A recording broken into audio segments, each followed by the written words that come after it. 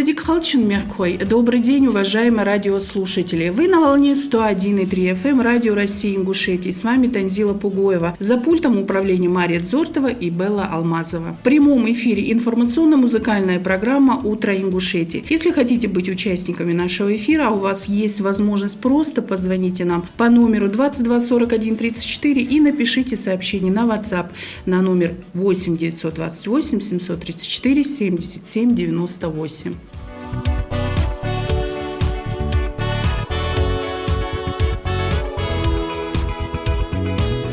Наступило время рубрики «У нас в гостях», а пожаловал к нам работник антимонопольной службы Республики Ингушетия. Дело в том, что 26 ноября сегодня Всемирный день информации. В связи с этим событием мы пригласили в студию Аушева Ахмеда. Я вас правильно представила? Ассаламу алейкум, Тадик Халчин. Да, все верно. Аушев Ахмед, сотрудник Ингушского УФАС России. Очень приятно с вами познакомиться. Взаимно. Этот день, то есть День информации, праздник приобретает все большую значимость. Информация, она вокруг нас, Ахмед. Развивается средства массовой информации, становятся популярным интернет-ресурсы, технологии 21 века. Упростили процесс получения информации для современного человека. Вот такой вопрос. Откуда вы черпаете информацию? Ведь сегодня без информации... Наверное, как и большинство жителей республики, мы, наверное, в первую очередь черпаем информацию из интернет-источников и плюс к этому из окружающих нас людей, это родственники и друзья. Вы больше доверяете Google, Яндекс или YouTube? Вы знаете, в плане доверия любую информацию надо перепроверять из первоисточников, поэтому доверия как таковых, наверное, нет ни к одному из источников. День информации – это своего рода профессиональный праздник для всех работников, Ахмед, СМИ, средства массовой информации, радио, телевидение, полиграфии, издательств, книжной торговли. Словом, для всех и для вас, кто помогает нам обеспечить информационный обмен. Чем на сегодняшний день занимается ваша антимонопольная служба? Деятельность Ингушского УФАС России, она обширна. Там и реклама, и антимонопольное законодательство. Но основная часть работы Ингушского УФАС заключается в контроле за исполнением законодательства о контрактной системе. Это законодательство для обеспечения государственных муниципальных нужд. То есть, Ахмед, вы обеспечиваете честность и справедливость в бизнесе, чтобы крупные компании не ущемляли, даже, можно сказать, не поглощали, то есть мелкие. Вот в поисковике, в поиске в интернете информации, одни информации, я наткнулась, тавтология прозвучала, я наткнулась на интервью в газете «Ингушетия» Казбека Бекбузарова. Это ваш коллега, ваш сотрудник, ко Всемирному дню информации. Вообще, что связывает вашу службу с Днем информации? Одним из главных принципов закона о контрактной системе является обеспечение гласности и прозрачности закупок. Наверное, здесь и идет первая связь между темой сегодняшнего эфира, это Всемирный день информации, и деятельность Ингушского УФАС, связанная в этом направлении. То есть информация для обеспечения государственных муниципальных нужд. В частности, если государственный заказчик размещает процедуру закупки, он должен его разместить на официальном сайте, чтобы все желающие участники, потенциальные участники закупки могли ознакомиться с этой информацией и использовать данную информацию себе в пользу. Уважаемые наши слушатели, мы в прямом эфире. У вас есть возможность задать вопросы нашему гостю. Это сотрудник антимонопольной службы Ахмед Аушев. Звоните по номерам 22 41 34 и 8 928 734 77 98. Не будьте пассивными, будьте активными. Вот читая интервью, то есть статью в газете «Ингушетия», Бекбузаров давал акцент в беседе на рекламу. Реклама же это тоже информация, Ахмед, даже. Да. Вот как обстоят дела с рекламой в нашей республике, если у вас спросить? В целом направление довольно удовлетворительное, нарушений не так много, но работа ведется, нарушения выявляются. Ахмед, а каково наказание за недобросовестную, недостоверную рекламу? Могут выдаваться предупреждения, также могут виновные должностные лица, часть, которые нарушили законодательство о рекламе, привлекаться к административной ответственности. Давайте перейдем на музыкальную паузу, потом продолжим.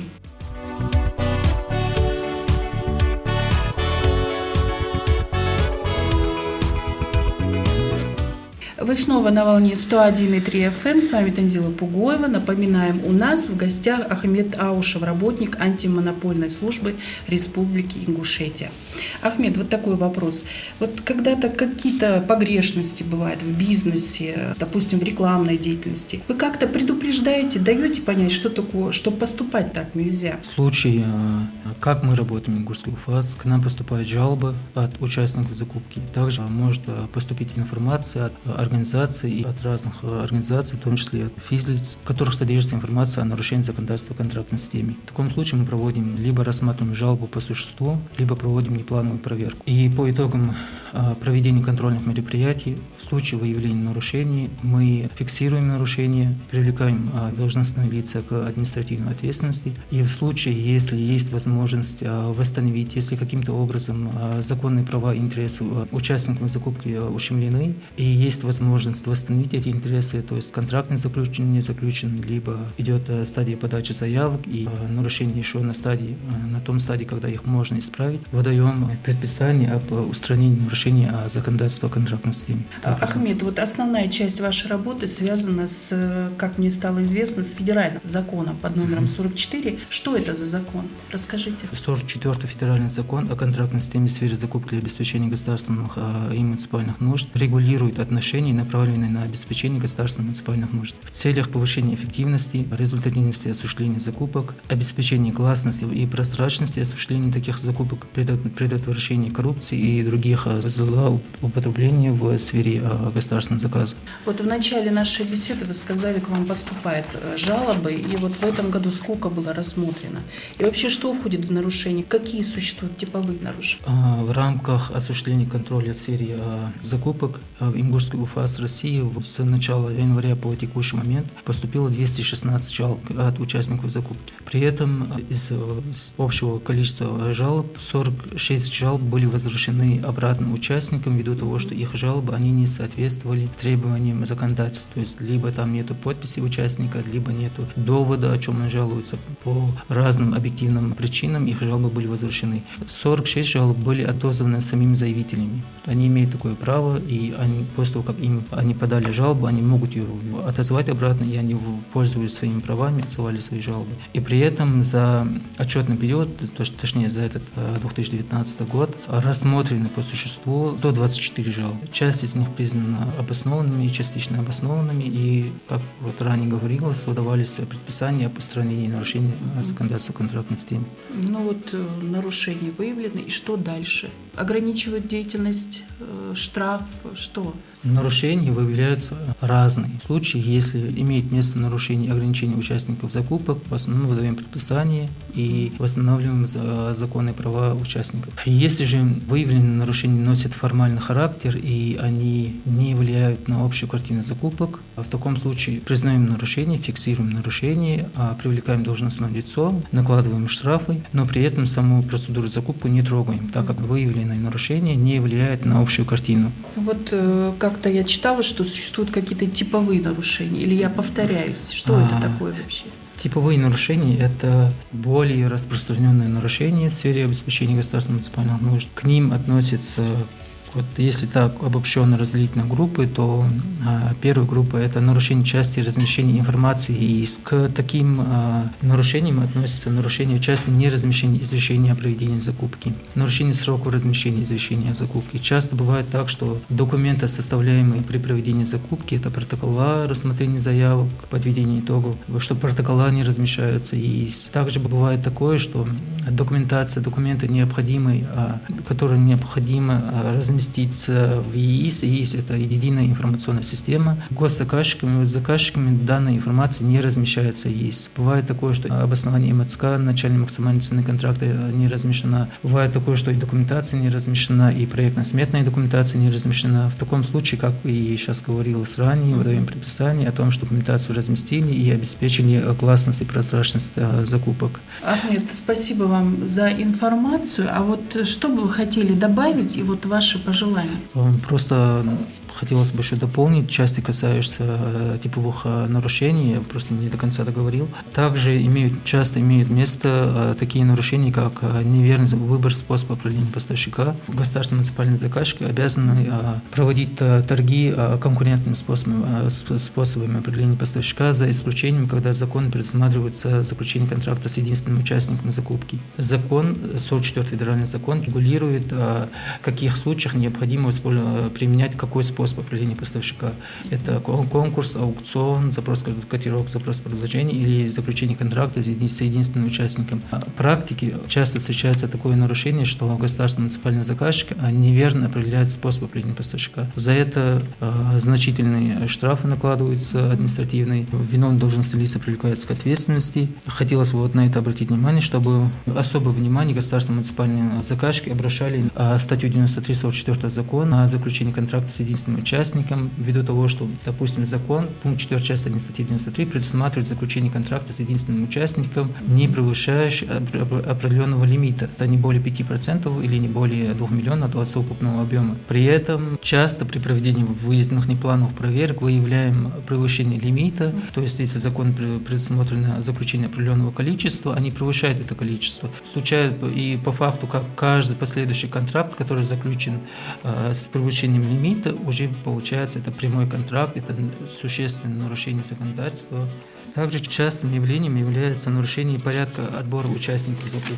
На это хотелось бы внимание акцентрировать, ввиду того, что нарушение порядка отбора участников является наиболее значимым, ввиду того, что влияет на интересы участников закупки напрямую. То есть, когда вами, участниками закупки, подана заявка на участие в закупке, и вашу заявку незаконно отклонили или незаконно признали заявку другого участника соответствующей документации, то это является действиями, которые напрямую ущемляют интересы, права одной из сторон госзаказа. Мы очень жестко фиксируем данные нарушения, работаем в этом направлении и сообщаем, что любое лицо, права и законные интересы которого ущемлены, они могут смело обращаться в Ингушский ГУФАС, и их законные права будут восстановлены. Также часто государственные муниципальные заказчики допускают нарушение требований закона о контрактной системе, части установления документации о закупках, требований, влекущих к ограничению участников закупок. Это выражается в установлении излишних требований, установлении дополнительных требований к участникам закупки, в том числе связанных с 14 статьей нацрежим, когда нельзя было устанавливать запреты, ограничения к объекту закупки, а заказчикам установлено, соответственно, данное действие влекут к ограничению определенных участников. Также часто нарушение влекущее ограничение количества участников закупки выражаются в установлении неправомерных требований при описании объекта закупки. То есть указывается торговый знак или каким-то образом описывается объект закупки, который подпадает только под определенного производителя. То есть другие производители ограничены в этом. Также является очень значимым нарушением. Данные нарушения часто трактуются и 135-м федеральным законом о защите конкуренции. Ахмед, вот ту информацию, которую мы получили, это тоже, то есть от вас, это тоже является информацией для тех, кто свою жизнь связал с бизнесом. Получаемая информация от вашей службы тоже меняется с применением новых законов, да? Согласен, Также прогресс не стоит на месте, с каждым днем разрабатывается еще более новые технологии, методики. Сложно сказать, какие способы добычи информации будут доступны людям в 22 веке. И чтобы информации больше было положительной, надеемся, будет так. Хотелось бы отметить одну тенденцию. В последнее время, последний год-полтора, все государственные закупки переводятся в электронный вид. Большинство государственных должны быть размещены в ВИИС. Все действия участников, все действия заказчиков основные действия должны отражаться в ВИИС, единой информационной системе, что также обеспечивает гласность, прозрачность. И как раз у нас сегодня 7 дней информации, и вот части касающиеся, сообщаем, что вся информация размещена. Территориально мы находимся в городе Назрань, улица Победы. Ну что ж, спасибо, что нашли время прийти на радио. Очень интересная была информация и поделились ею. У нас в гостях была Ингушская антимонопольная служба, а точнее сотрудник данного ведомства Ахмед Аушев.